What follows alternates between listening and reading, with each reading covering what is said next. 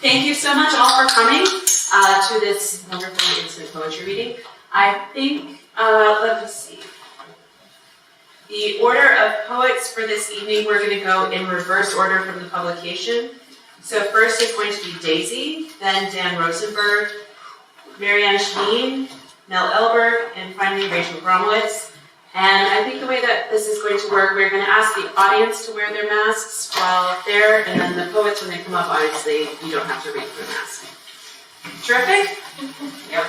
Thank you all so much for coming, again, to this poetry reading within the ambassadors.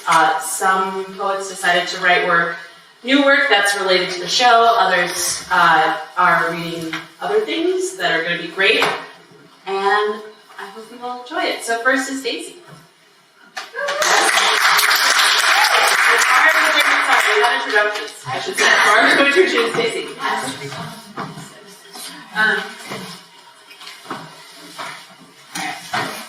Daisy Atterbury writes about sex in space and is based in Albuquerque and New York City. Their work has appeared in Post 45, Jacket 2, in the Cosmic Bulletin, the journal commissioned for the Riga International Biennial of Contemporary Art. They teach writing at the School of Visual Arts and Queens College, CUNY.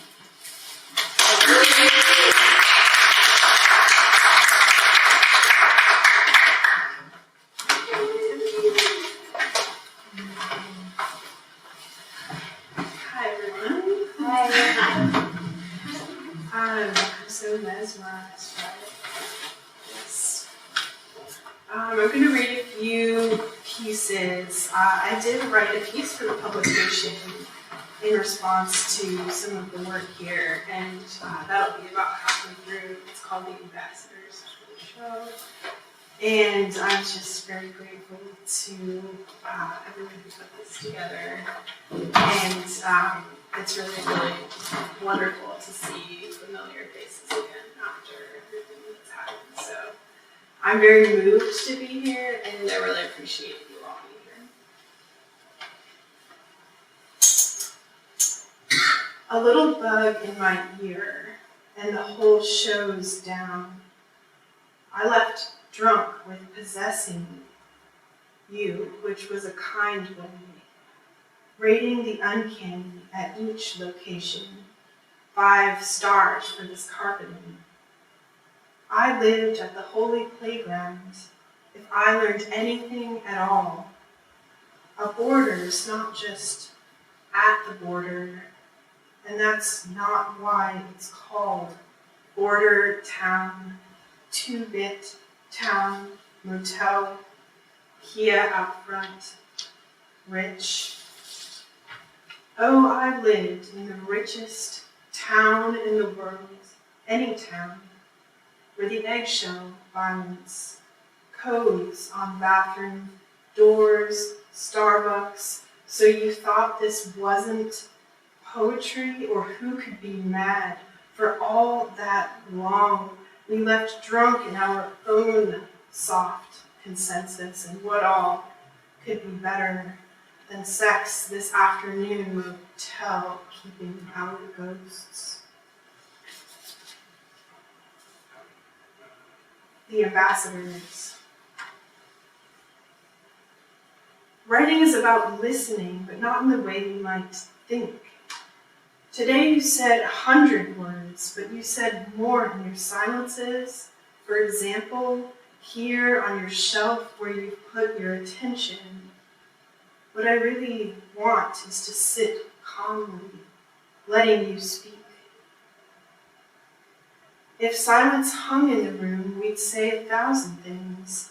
Let me tell you what this space is, not what you think. In this space, I've mourned with people, and that history hangs in the air. If you listen, you might hear history. For example, the way I've changed. Just as you're starting to say, you understand. I bet you heard something the other day that made no sound. I listen with my whole body rigid. I see you softening. I'd like to describe this city as a kind of palliative care, but I can't see.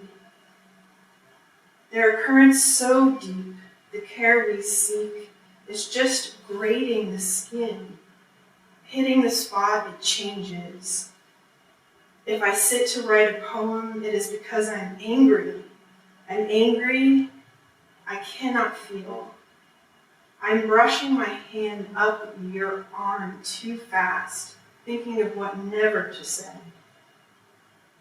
If I'm cold, it is because I deliberately forgot my jacket, knowing you wouldn't give me yours.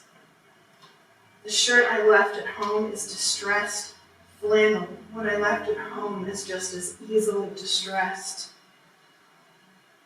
My girlfriend has a story, and I have a concussion. There's a story. Oh, I know when you unfollow me, I will stop following you on a pearly lake of unknowing, of knowing, however briefly, I'm safe. My super bill comes through and I quietly pay.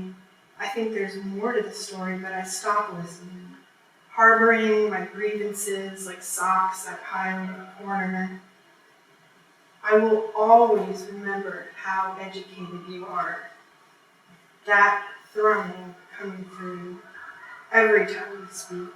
There are flush times you buy us lunch on the block, toast the painting that's sold.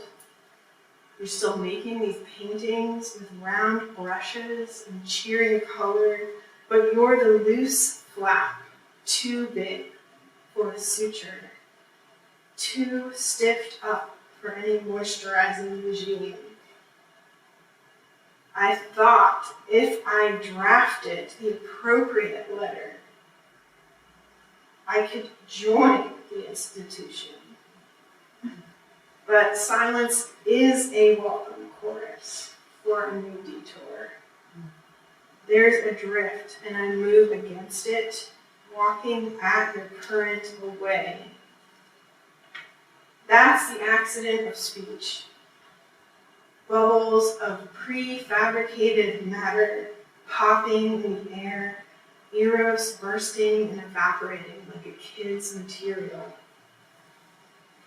I wedge my tool under the deck and peer at roots threatening to grow into trees.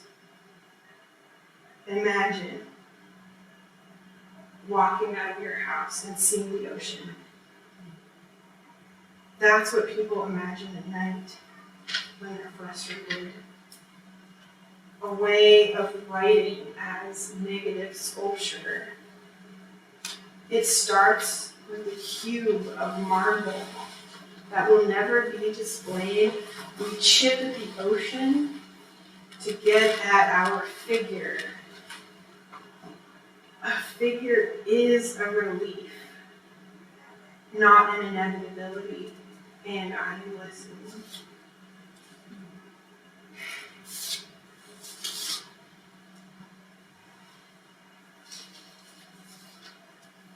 Two westerns. Dawn must always recur. 4 guns to the border. Someone comments on a photo, a BuzzFeed actress. Look at God.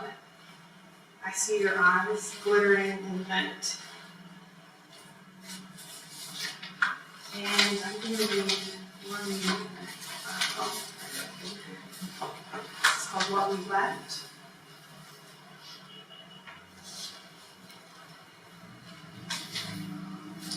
In 1768, the Captain James Cook sailed towards the Pacific islands of Tahiti in Australia.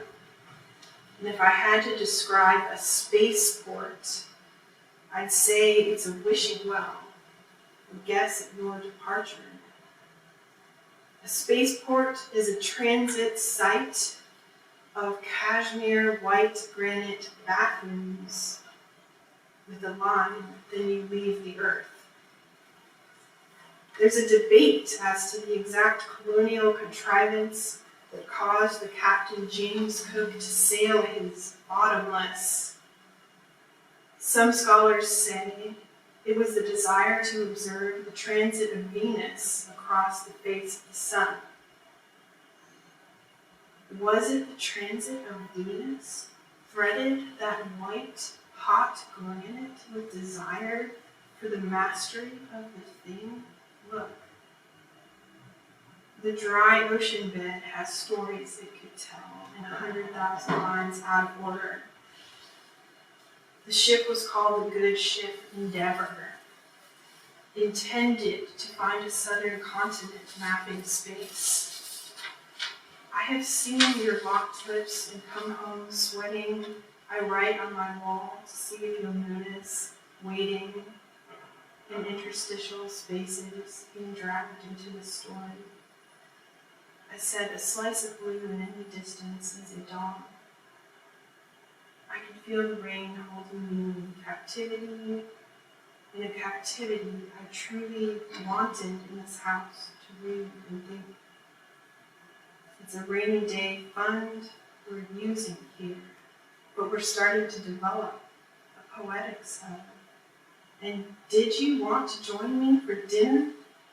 Back channeling, did you want to pay for this now? Our assembly of the dissimilar, now a grave. At the poetry project I read, effaced from her meek brow, all lines of sickness, grief, and care, what we left as we moved across the sky.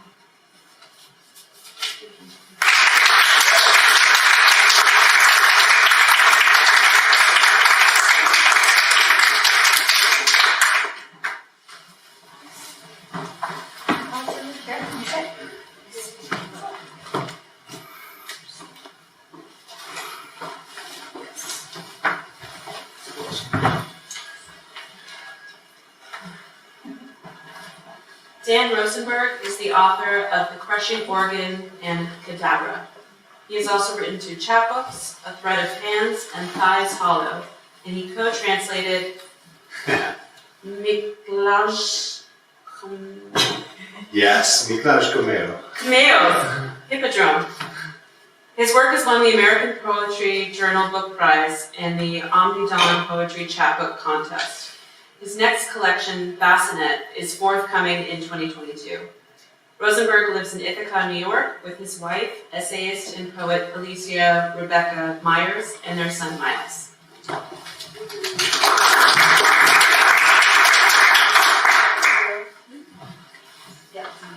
Thank you all for being here. Thanks, Michelle. Valiant effort with this Levidian name. It is not easy. And those are beautiful poems. I also think all readings need to have a sort of dynamic installation poem. Yeah. It's a beautiful thing to be able to let your gaze linger on while you're listening. And this is really lovely. So thank you all. Again, thanks for having me. I'll just read a few poems from the next book that's coming out, Bassinet. And I have not read any of these to other humans who I don't live with before. So thank you all again for being my guinea pigs. This is called A Fifth Question. It's for Tomasz Solomon, a different Slovenian poet who passed away a few years ago. He was someone who was deeply important to me, and his death was something. I think I've written versions of this poem again and again and again, and this is the version that ended up in the book. It's called The Fifth Question. The selected poems of Tomasz Solomon is called The Four Questions in Melancholy. A fifth question.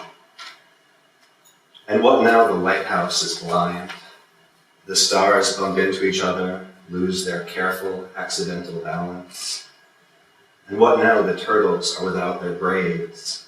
You said they were immoral, but I thought you said immortal. They spilled from you like any one was too frail to survive on its own, like rabbits, like the shadows of imaginary rabbits on the bedroom wall. The ocean is parched, the moonlight heavy. When it rains, the angels are not sad. You said the angels are never sad. It's just rain on my face. I'm looking up. And what now? You're not in Ljubljana. What now am I to say to the earth when it whispers in your voice? The sparrows will not merge. The third tree bows to her mountain. Look at her exuberant leaves, pretending to be the sky from below, pretending to be the grass from above. Riddled the sparrows. Look at the mountain, sitting his way into the diamond business. And what now you are like rocks, done with getting older. And what now the semaphores are calling after you. It looks like a dance, but the flags are not touching. Look at everyone's empty hands. My brother-in-law is here. He asked me in the car if anyone writes happy poems. I didn't have a good answer. But this one, much of this book sort of traces the trajectory of like trying to expand our family, trying to have our child, and then his early childhood and the exhaustion and difficulty of that space. And this poem is called My Rabid Boy, and it's after the great Israeli poet Yehuda Amichai. My rabid boy, each evening he thrashes my fancy, catches my every idea in his teeth. He tears them, I am his woodland. I feel him sharpen his claws on my heart, I hear his mews and snarls circle each hair on my neck. My rabid boy, my tarantula, stitching a nest of my hunger, shushing my efforts at speech. I crawl inside him.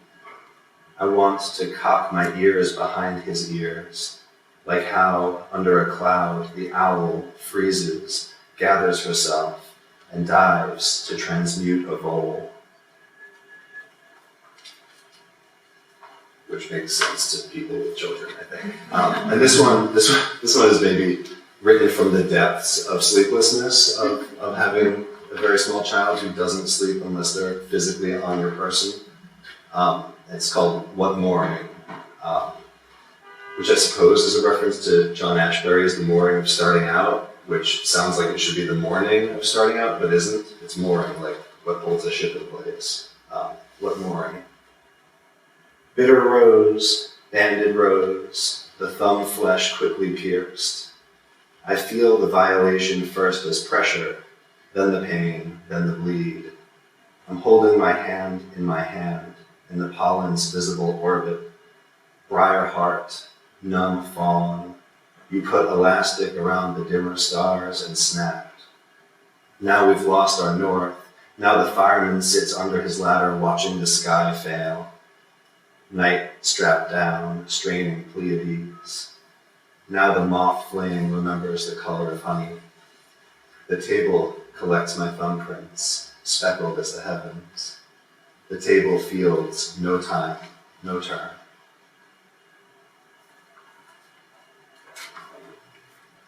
And this one, that is not the time. Where is the time?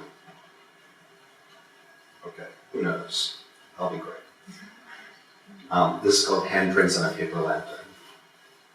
And I don't think it requires any explanation, except that there's my son talking in this one, and so I'll just do this for the lines in italics. Handprints on a paper lantern. What's in the sky? Airplanes, rockets, the moon, he says, a finished list. He answers for always, not for now. His shoes illuminate the ground. The moon is there, yes, I say, but the sun's too busy to let us see it. He's like rogue mint, unafraid of weather, learning the world through its cracks. Just do what the water does, I say, reaching for something inside him. He sees no birdseed left in the brown clay bowl. What else gets hungry, I say. The clouds draw their curtain, and he says. It's closed, I say. Open it, he says.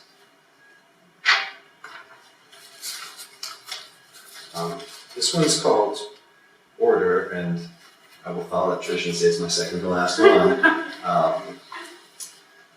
And it's unusual in my work, and that's actually written in a traditional meter. It's written in iambic pentameter because I found myself as a new dad, thinking that I often feel called to impose some sort of order on the world for him, to pretend that things make sense even though they don't. And that seemed like the appropriate way to try to articulate such a thing, order. I hear you wake before I'm up myself, and snap to ready now before my eyes crack from their crud to face your face today. I hear you blunder toward my door, I hear you crash it wide. The loosened hinges shiver their frame, and now the house itself, awake to the world and you, complicit, pulls me hard as thunder from my sleep. You beat the echoes to me, blear-faced, awash with night sweat. You drag a bunny by the ears to bed and tumble graceless up the mattress, silent, a drowsy rocket wanting something I'm not awake enough to understand, but will be soon, my son, and then we'll go to blaze the day, to stump each puddle left by the rain you never notice as you pull me into the world. All leap and bowl, all grab and fall. Today, I'll wake up better, call the distance order it to be a smaller thing. I'll stand to make it so. And, let me see here. Yeah, this will be the last one. It's called The Gnat and the Lion, January 2017, which I think we all remember what happened in January 2017. It's actually, my students right now are doing an assignment that I didn't realize I was doing when I wrote this poem. I have them off researching animals and learning interesting facts about them and making a poem out of those facts. So here's a bunch of true facts about gnats for you. Even the things that sound like surely he made that up, there's no way that some science website somewhere said this is a fact about gnat. No, it is. The Gnat and the Lion, January 2017. Some gnats live on the land and some on the water. Many eat plants and some are carnivorous. They are everywhere people are. They live on subantarctic islands, in deserts, caves. When they fly, they're usually so numerous they look like weather. The weather at dusk. Some are pests and some control pests. Some don't bite and die quickly. Some love mushrooms, others not so much. They are no larger than a few grains of salt. The main sign of gnats is that you see them. Swear to God. Some are attracted to wet eyes. After a prolonged wet period, they will appear. They will appear under every streetlight. Some appear in such numbers they block the light. They live in meadows, forests, swamps. To control them, don't expose your fruits. They thrive on your fruits, but also what's dying around you or thriving too much. Some gall plants for food and shelter. Some are at least partly predatory. Some can glow as children, but not adults. Some adults can glow, which makes them both lure for prey and target for predators. You may find this beautiful or not. You strain out a gnat and swallow a camel. We don't know how many there are, how many shapes and colors and sizes. Several kinds of females are wingless. They're small. We know they're small. They reproduce in ghosts.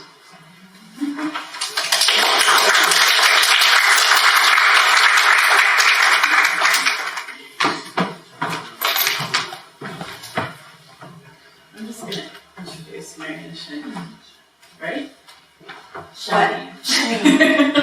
Shaneen. I just realized I didn't know the accent.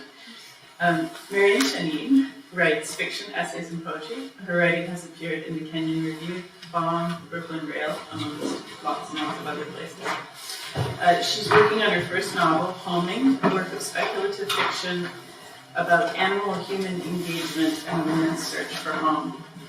And I'll just say, my first encounter with her work started a train of thought about the relationship between fiction and anthropology that's Still going?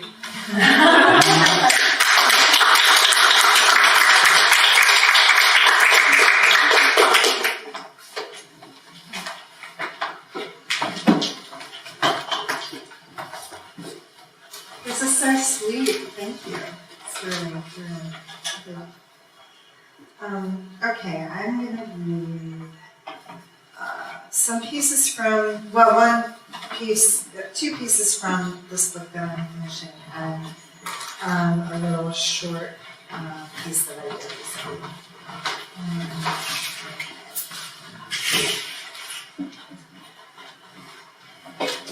once I sank into a sea that had long been unfathomable. The diving instructor projected a beam to illuminate a place that had been dark for eons. A rock face slowly opened its eyes, its craggy surface bulged, inflating from a mysterious source. From mossy brown, it mutated into an otherworldly green of smooth and sheeny flesh. It undulated toward me, curled appendages unfurling. I slowly extended my hand to softly stroke its forehead. When I made contact with this erogenous zone, she morphed into a milky blue. All the water in my body wanted to rush out to envelop the creature. My heart swelled against the inside of my skin, but unlike the octopus, I could not change my shape, my texture, or my color. One of her 8 arms reached toward me, wrapping around my wrist with an inhumanly gentle forcefulness. Its rubbery cups gently sucking, it tenderly coiled. We floated together on an arm. I didn't know if her arm independently made the decision to hold mine, or if it was made by a centrally unified self. Most of her neurons are in her arms. If one of her arms were disconnected from her brain by being amputated in a lab experiment, it would continue to be aware of and responsive to its environment. If it were exposed to acid, it would recoil in pain. Each one of her arms might have a mind of its own. Her consciousness might be distributed throughout her entire body. Her 3 hearts engulfed me. Her arms swirled around my body, tasting me with their suckers. What did I taste like to her? Did different parts of my body have different flavors? Did I taste like predator or prey? Or like something else entirely? Her skin changed to moony opal as my fingers stroked the viscous velvet covering her muscly cables. To me, this encounter was a blissful mutuality of affection and curiosity, what love itself might endeavor to be. But what if this was really an enactment of a deep and primal hunger, the desire to devour another? What if it was trying to draw me toward its beak so it could slice me into pieces small enough to pass through its narrow esophagus? In one movement, it released me and darted upward. A giant pink star splayed across a rippling blue-green sky. It hovered above, looking down at me. Then it jetted away. An octopus billows and darts in the shape of submerged consciousness. Its tentacles threaten to coil around our necks and drag us back down into the watery depths that long ago expelled us. Unable to embody the octopus or any other creature, I imagine. My only means of demineralizing my bony frame, of casting off my shell until only a small remnant remains in the recesses of my mantle, a vestigial memorial to the protective shelter that I still sometimes long for when I'm weary of the hunt, the evasion, the subterfuge. The loss of the shell that gave me a home, but like all domesticity, limited my freedom. I rejected the rigidity that would limit my superintelligent, undulating, ever-morphing body, but I paid a dear price for this, for without a shell, I am extremely vulnerable.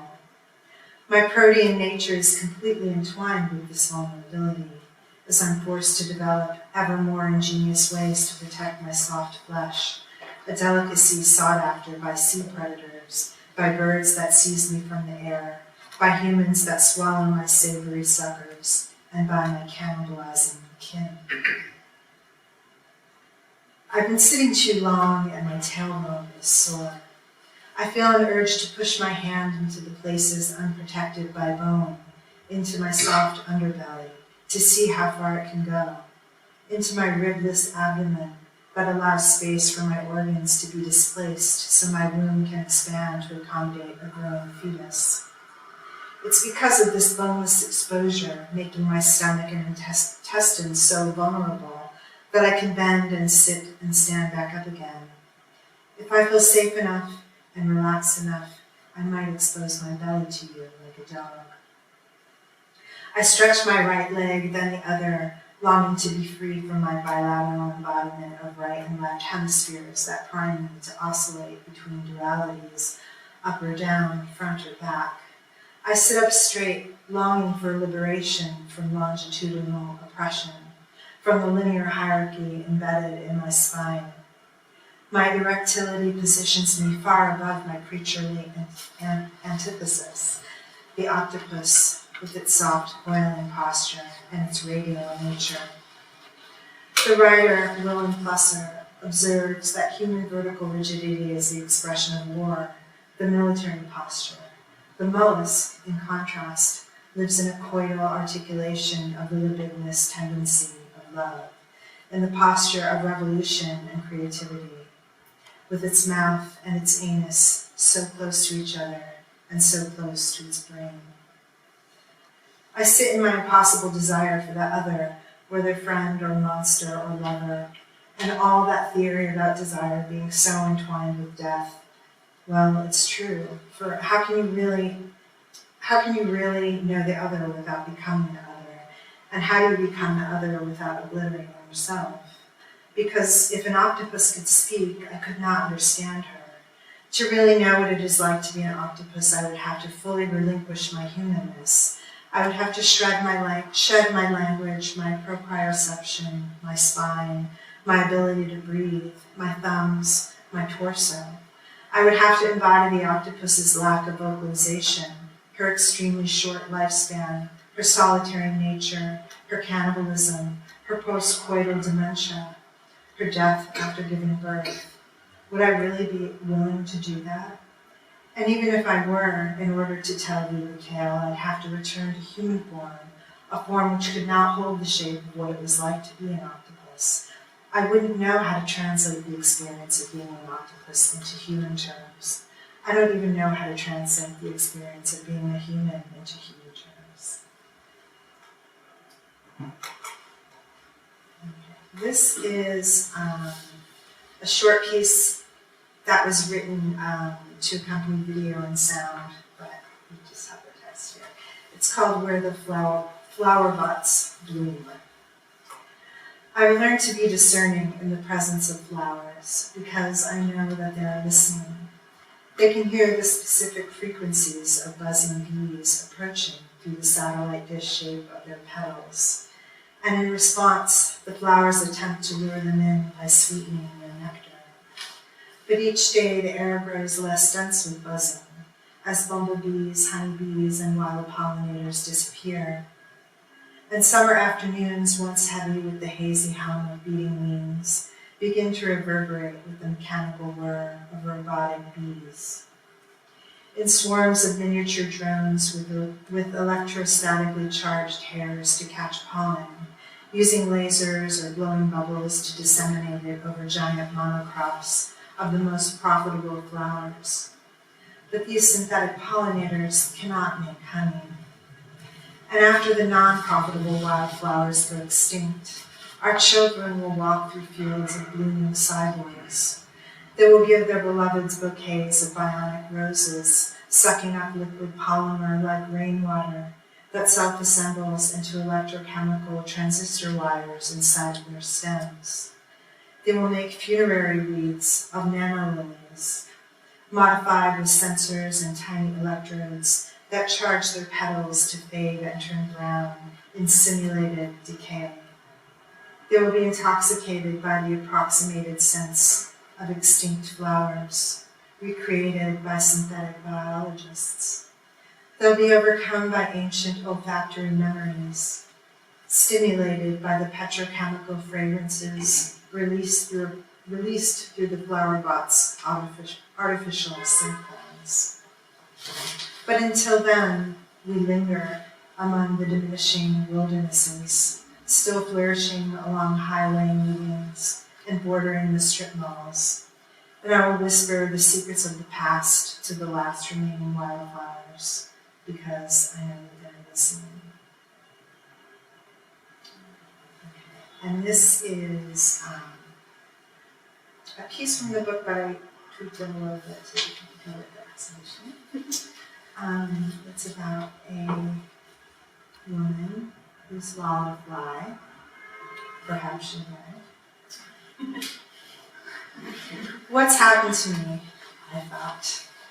It was no dream. This is from Kafka's Metamorphosis. Instead of my fleet nimbleness, I somehow find myself trapped in this repugnantly lethargic, ungainly human body, lifting heavy limbs instead of magnificent wings. Instead of tasting with my feet the rapturous nourishment erupting and oozing from every pore of the universe, I am filled suddenly with words. My previous days were spent relishing the manifold fecundity of life and all-consuming sensory immediacy. But now, entangled in this woman's body, I'm heaving with fear and anxiety. Pleasure seems so distant as she struggles to meditate, trying to reprogram herself through rigorous practice, just so she can be present to her own experience. Thrust into this strange and monstrous human form, what's most bewildering is to experience her memory of me, of the housefly that I was this very morning, before falling in her glass of orange juice and swirling down into her darkness as she unwittingly swallowed me. She keeps trying to get rid of the feeling of gagging repulsion and thoughts of me buzzing around her kitchen, which affords me the astonishing revelation of seeing for the first time myself. Although it is a skewed perception, forcing me to face the horror of my impending death, as she relives swatting at me with hatred. Hatred. As a fly, I'd never known such a feeling could exist in anyone's heart. And yes, as a fly, I did have a heart. How can any creature bear it? Observing myself through her, I try to see past her disgust, to admire the fragile veins of my transparent wings and my marvelous metallic sheen resplendent like a jewel. I'm overcome with tenderness towards the self I've been, as the woman I am merging with remembers having come upon me, lazing on her sunny windowsill, delighting in the sight of my feet and antenna twitching, as she thought, it must be sleeping. She wondered if, like dogs snoozing by warm hearths, under adoring eyes whose legs twitch in their sleep, I also dream.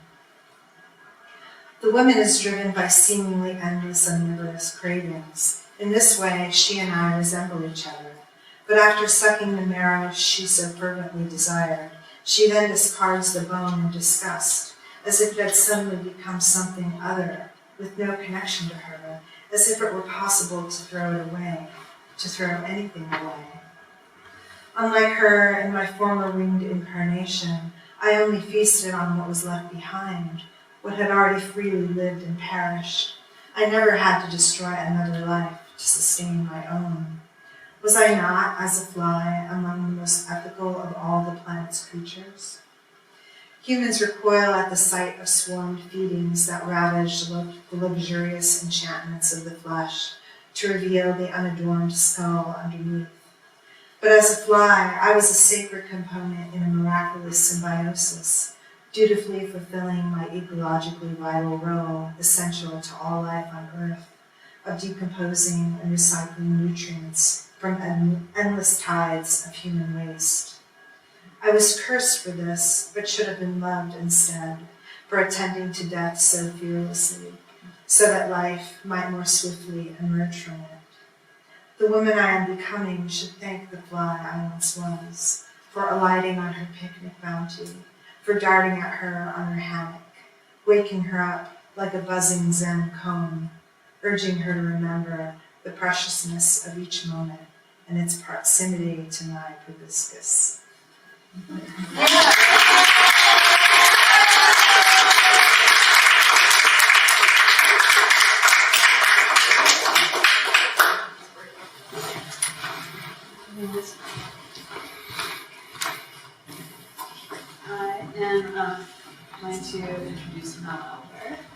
our next reader. Mel Elberg is a queer poet and artist interested in speculative feminisms and the effect of writing on their experience of time.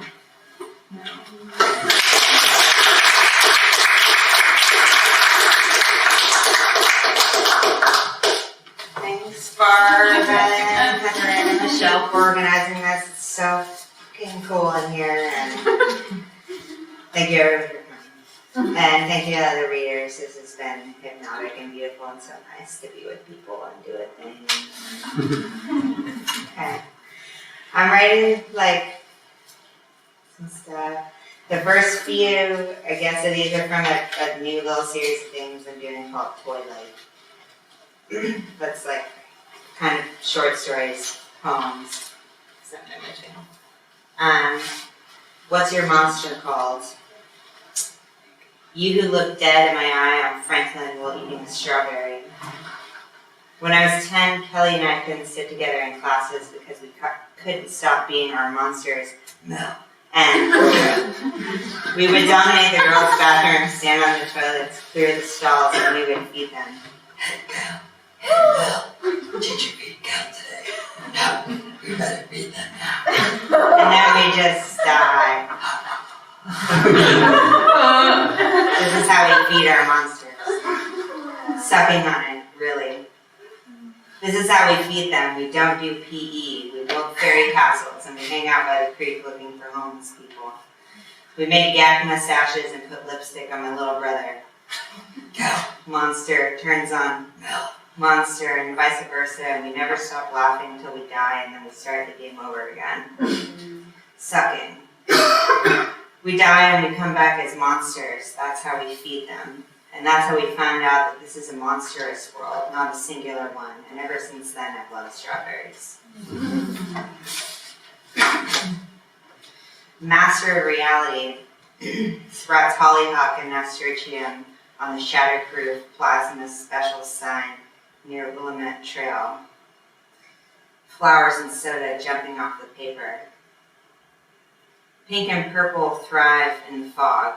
The fog comes off the river into a glass pipe. So the women band together, a planet in the solar system.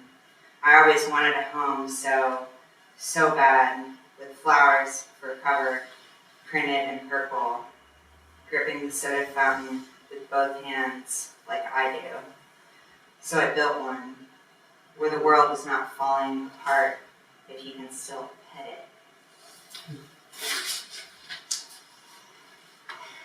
I was having a moment of sunlight at Jesus camp. I was supposed to be writing poetry of God. Nobody wanted to acknowledge her, and they did that by watching her too much.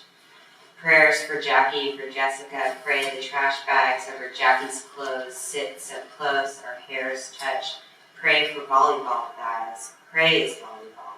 Praise the rhythmic motion of Jessica, working gel into 4 feet of truly angelic hair on the prayer bump while she looks at me, the creek, my guitar, and prays. I lose this cheap purple notebook the size of your palm, soon on purpose. I was stung by the spirit 1,000 times, too much. I collect the stingers and count them. Each day you take your notebook down to the creek and listen to your green hands grow. People have sex in Cabin O. The sun speaks in tongues to the water. We are sending electricity through a massive circle of hands. Zap. This is how we spread God. We wrote for a year or two after that. Pencil. Score for a silent film. Waking leaves ride a path between stones. Bodies locking, uncertain, engravements. Interrupted moments of defense. Lineage of property destroyers smiling, snagging, fool around, underlives, approached from behind, turn to stone, wait on a stone bench, followed by interruption.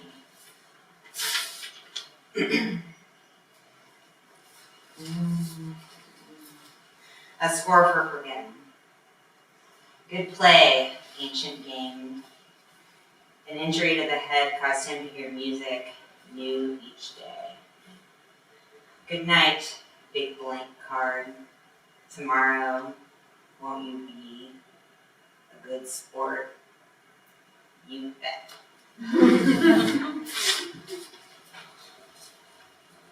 a work in progress. Some love, I was doing a series of love poems.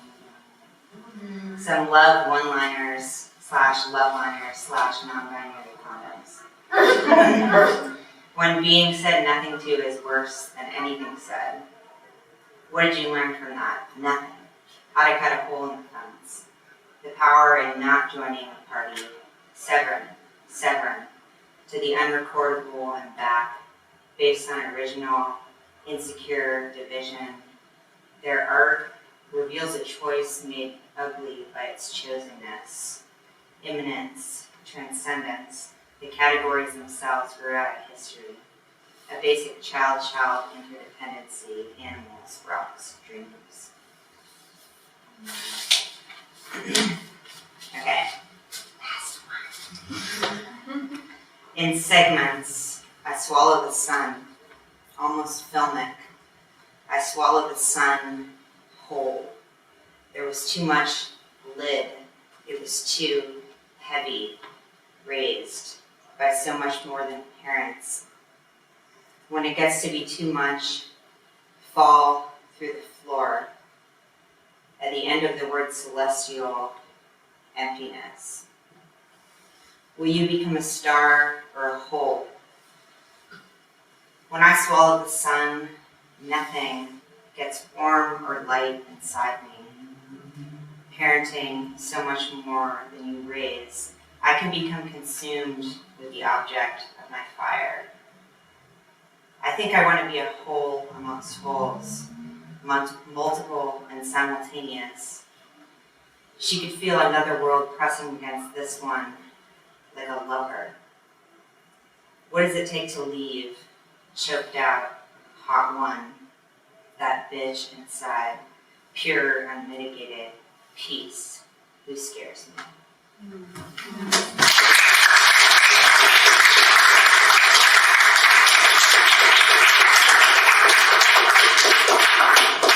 Finally, we have Rachel. Rachel is the author of 2 chapbooks, Gut Lust and The Puzzle Monster, and her book, The Birthday of the Dead,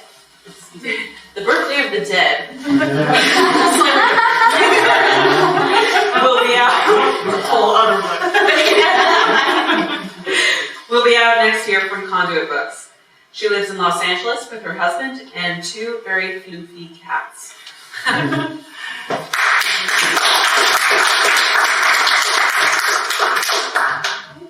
Thank you all so much for being here and for making it through. This is the first in-person poetry reading I've been to in like a year and a half. It's all been on Zoom, so nobody's in a little box, which I'm loving. And also thank you, Michelle. This is wonderful. Thank you for the nepotism. I appreciate it. Anytime. Okay. This is called Love Poem. By day, I am a hardy priest, gospeling a newly shimmered puddle, sweet tree beams glancing over me like grandmothers in a lemon grove. A thing or two about seasons. Sugar darkens in the sun and bullies the red-breasted hum zithering through the fog. I was too hasty. Love is an opera hat at midnight, is stepping mildly to the persimmon copse, is dangling your hand over the parade of night ants like a human sword. And a lot of these are named after paintings or inspired by paintings, because this is an art show. So this is called Hypnos, Angel, and Tomb with Welcome Mat. My friends, why don't you come over anymore, bedecked in bread and untouched by moonlight? Where have you left your glass pillows, your garlands of poppies, your twice-rusted dirt? I have been watching the travelers who are known by the candles in their heads, whose braids lie heavy in the wind's palm. Let's not quarrel. The olive tree tonight is opal shy. The wine echoes, the insects are my children. See? Restoration. God damn it, you're dead again, and this is no way to greet your new garnet, stuck squarely in the forehead of the hermit toad, metamorphic splay, weak wood hammered heart. Goldmanite, use what seeds you can to drape this mountain in clouds, muses in the forest again, gray hoods simpering, habits dust their knees. Dodecahedral whispers gas the atmosphere. I have bloodied the forest, so no nymph will find flower here, no safety for the tongue drunk. What huddled cave have we made of our unplundered selves? This is the lost angel head. When I returned from the cragged valley, there was only butterless dinner, wine casket sunk, praying mantis in a dark glass jar, eyes like operas. I was then nothing-legged, the clouds taut with purpose. The hedge maze thickened around my once mended brow, toads utterly everywhere, jealous of the valley's robin's egg straw hat. The valley and I walked arm in arm, believe me, until out of my sleeves came nothing again. I will say I read that one to my mom, and she says, I don't like it.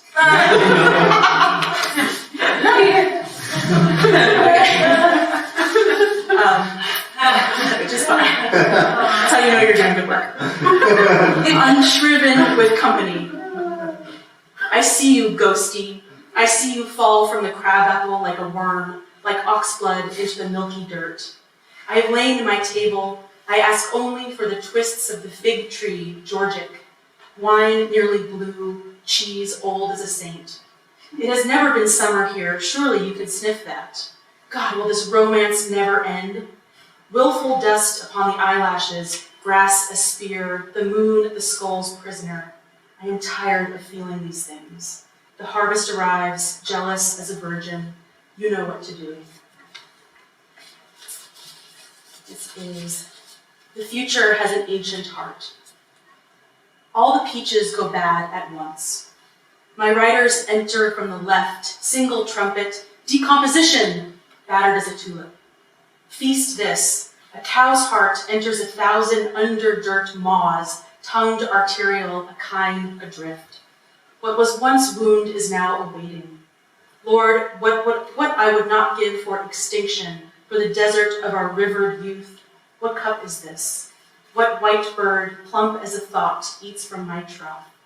I have nothing but horsehair for my dowries. I give birth in cathedrals of hay.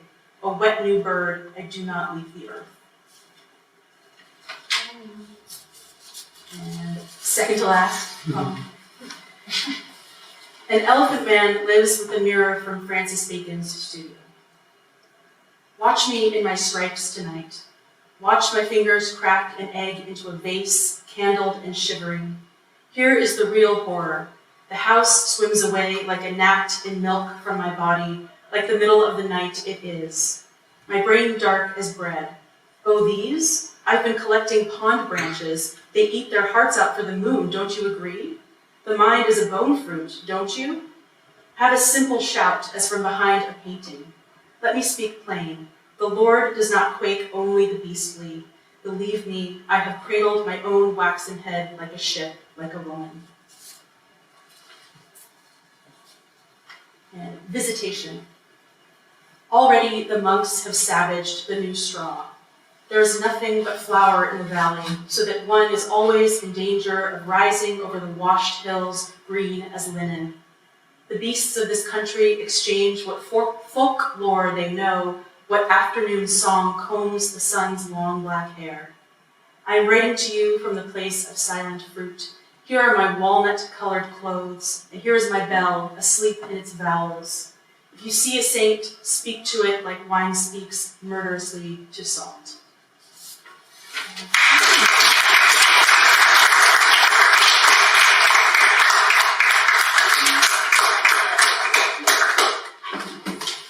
Thank you, everyone. You're welcome to hang out. There are drinks over there and a restroom. And they're related, I guess. That's it.